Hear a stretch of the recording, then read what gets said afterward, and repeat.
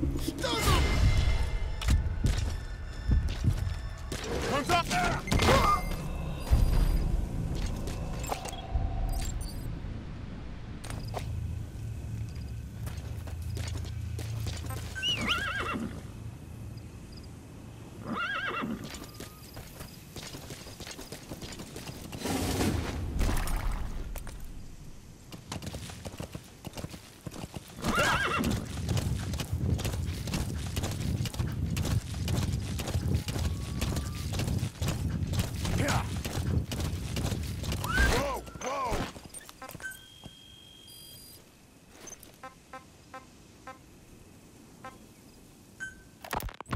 I had the R&D team analyze the honeybee.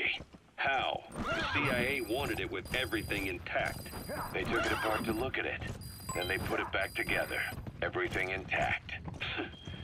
That's the R&D boys, all right. Turns out the honeybee's homing capabilities are a cut above previous manpads. It can detect a broad range of infrared wavelengths, and even ultraviolet for supplementary guidance. Hence the name, huh? Right. Honeybees rely on UV light to fly. With this device, flares don't do the target any good. That's why the Soviets are losing so many gunships, and why the CIA was so desperate to get it back. It wasn't just about preventing the Soviets from devising countermeasures. What if the likes of Iran got their hands on it? American aircraft would be put at risk too. We can use this tech to develop our own portable missile. That'll give us a huge advantage.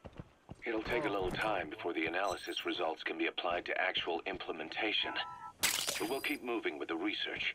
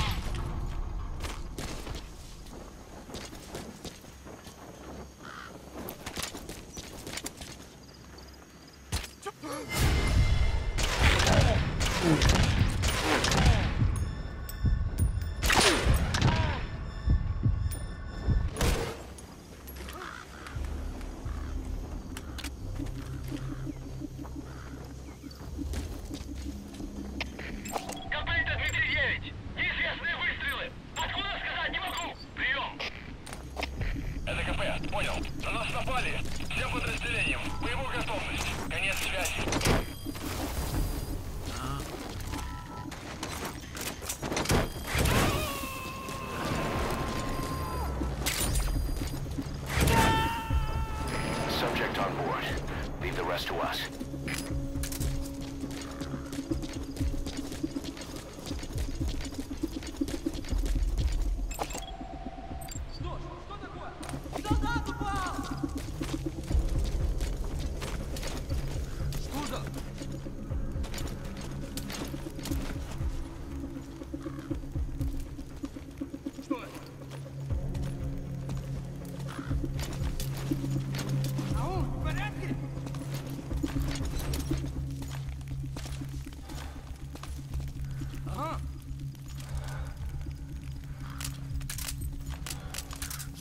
Что там?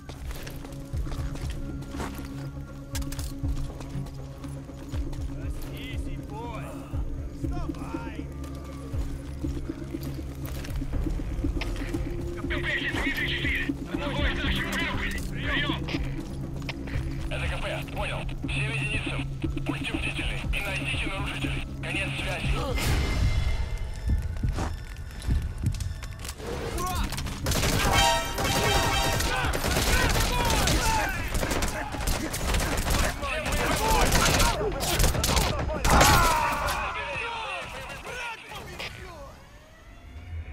Boss, come in. Boss?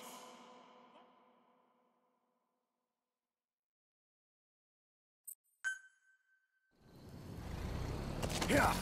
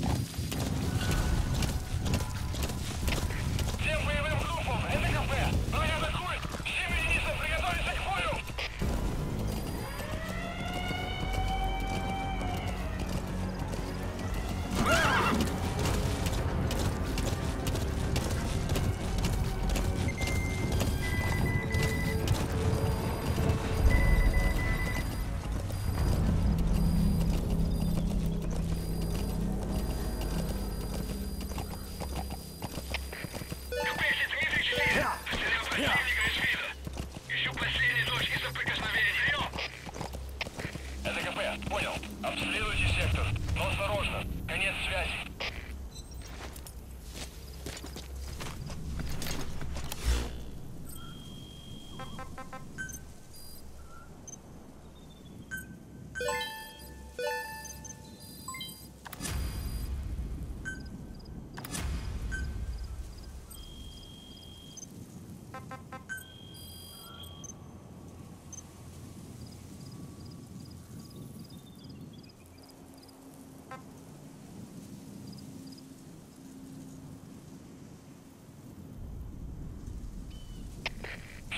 Штаб, это КП. По нам велся огонь. Открыли огонь в ответ, но потеряли врага. Враг может все еще прятаться поблизости. Соблюдайте осторожность. Штаб, это КП. Ответьте. Штаб, ответьте. Штаб. Штаб, это КП. Штаб, прием.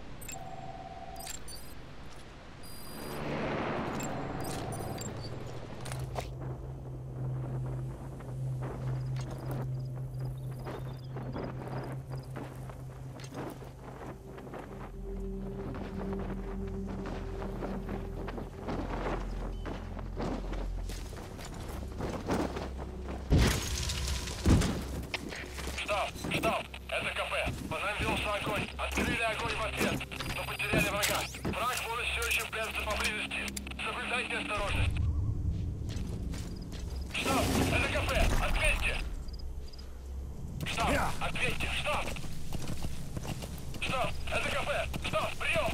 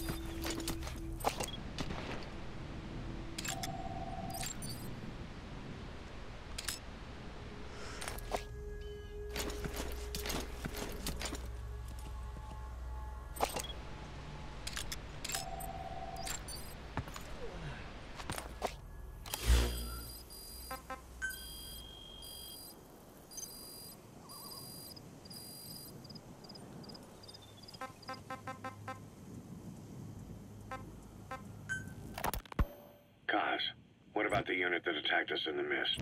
You knew something about them. That wasn't my first run-in with them.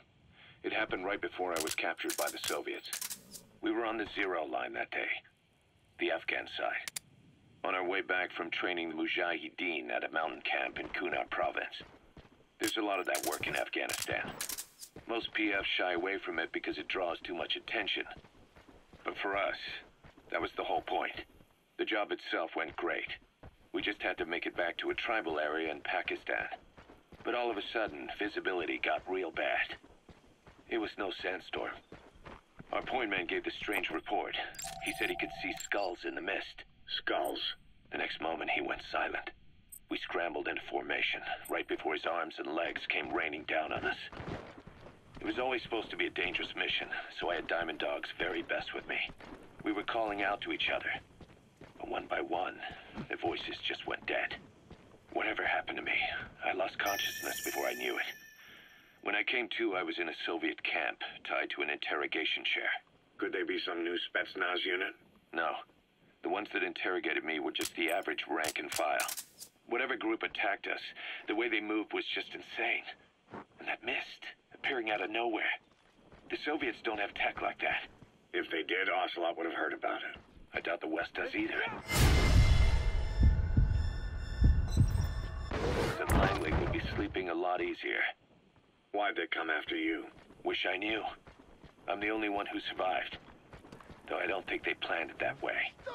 If I was their target, they wouldn't have just handed me over to the 40th Army. Whatever the case, we need to watch our step until we know who they really are. And boss, if you ever do run into them again, don't try to take them on. You just get the hell out of there. When I first started dealing with Zero, with Cypher, it was a somewhat parasitic relationship, though a mutually beneficial one. Cypher had no army of their own, so they wanted us. They wanted our strength. They approached me as a potential business partner, but they had other motives. Cypher coaxed us into Central America, into that US-Soviet proxy war, to fuel Mother Base's growth. Once we were big enough, they'd force us to join them. That was the plan. That's why they had Paz, still Zeke. Right. And if we refused, She would use Zeke to fire a nuke from Mother Base. The world would consider us a liability, and countries would unite to destroy us. We stopped the launch. And yet they still took us down. Through that fake inspection they orchestrated to cover up their sabotage. That power Cypher wanted. We don't have it anymore. So why are they still after you? Is it just the fear of leaving you alive? I don't know. Was Zero really... All I know is the man I knew wouldn't want this. What do you mean? We have to consider that it might not be Zero we're dealing with. We know virtually nothing about Cypher anymore. How big they've gotten, what they want, or even who they really are. The new Mother Base started out as a test drilling rig operated by a mineral resources supplier, but their project fell through. The Seychelles government was happy to hand the place over to us. It was just scrap on stilts. So with a few dummy construction companies set up as fronts, we started renovating the half-finished rig. From the outside, it looked like the project was back on rails. Kaz, you... What? I see what you're doing. Recreating the Mother Base we had 9 years ago. Only this time. That's right. The Mother Base Cypher thought they destroyed will return from the grave to kill them. We'll prove to the world that we were the victors. And if we lose again? They can't fool us the same way twice. Now our enemies are in plain sight. And when our organization gets too big, we split it across companies. Any company that draws attention gets liquidated, and its capital is back-channeled into a new company. Most PFs are small-time operations anyway. And in this business, the minnows go bankrupt all the time. We've never aroused suspicion. Plus, we have Hewick. Hewick? Human Exploitation Company. It's a business specializing in intel gathering. Think of it as a civilian intelligence agency. Kaz, that's... Remember what they were trying to accomplish at the prison facility in Cuba? That gave me the idea. We dispatch moles into conflict zones around the world, and each sets up an intel network on site. Then they stay in place to give us stable points of contact when other nations intervene in the conflicts. Hewick's strength is that it has a cutout at each level. You get your job from one guy, then you hand it off to another. No one has direct access. It's a perfect black box. Hewick members also work their way into the superpowers intelligence agencies to make sure Diamond Dogs gets work. We have those countries by the balls. That's our deterrent when we need it. Networking? In the intelligence community? Sure, that's how we've grown this far. And when you go out on missions, intel from Hewick will be there to back you up. But despite all that, Cypher has its eyes on us. The only reason I'm not dead is that they needed to know where you were. Figured if you woke up, I'd go straight to you. That's why you made that ruckus at the Zero line. Yeah, to make their own surveillance work against them. I think it took some of the heat off Cyprus. Kaz. Then I just had to wait for you to save me. And I've gotten used to waiting. Kaz. That's not all. It was a good chance to scout the market. And with the West wanting the Soviets out of Afghanistan, their agencies are bursting at the seams with funding. Boss, let's start by building up our Afghan presence. Why put Mother Base in the Seychelles? We're at the center of the world here. We're all the way out in the Indian Ocean. Come on. Lebanon, Sri Lanka, East Timor, and Africa. From here, our reach extends to conflict zones the world over, including Afghanistan, of course. So it's prime real estate for a mercenary. Exactly.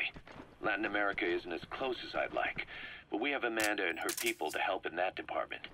And besides, the Seychelles government owes us a favor. Owes us? The Seychelles has strong ties to the east, which the West wanted to shake up. It came to a head 3 years ago in an attempted coup. It was a force of South African mercenaries with U.S. backing behind the scenes.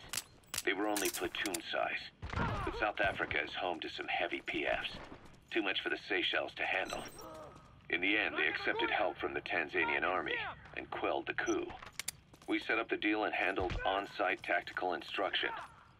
That led to some training work for the Seychelles military. And when we put down a mutiny within their forces, well, we made a lot of people happy. They don't pay us. They just let us have a piece of their offshore territory on the promise we'll come running. Something else happens. So we're bodyguards, too. It's a good setup. We can only take Mother Base so far here. We'll have to find somewhere else when this place starts getting big. Aren't you being a little hasty? Nothing hasty about it. You're back with us now. So, Kaz, the ship that took us from Cyprus, it used to be a whaler. Yeah, a Japanese vessel. How was the voyage? It was... stimulating. Well, she was part of a whaling fleet up until a few years ago. Her displacement isn't anything to write home about, but she can really move. She still had plenty of life left in her, but then the work dried up. Global opposition to whaling has been mounting for years. Is that right? The push to ban it has been gaining traction for a little over a decade. Individual species came under protection as the years went on. And then 2 years ago, the IWC adopted a moratorium on commercial whaling. Several countries, including Japan, fought it to the bitter end. But eventually, most whaling companies had no choice but to throw in the towel. You ever tried whale snake? Can't say that I have. When I was a kid in Japan, practically everybody ate it. That good, huh? The country was poor in those days, and whale was cheap. International opinions changed since then. In any case, that's why we were able to get a bargain price on the ship. Of course, we did end up spending 5 times the purchase price in modifications. We had to really work to fit in all the ESM and communications gear while keeping the whaler look intact. Right now, she's going around conducting SIGINT missions. In the future, we plan to use her as a communications relay base between you and Mother Base, and also as a chopper resupply vessel. Diamond dogs. The word diamond originally comes from the Greek adamas. It means indomitable, unyielding.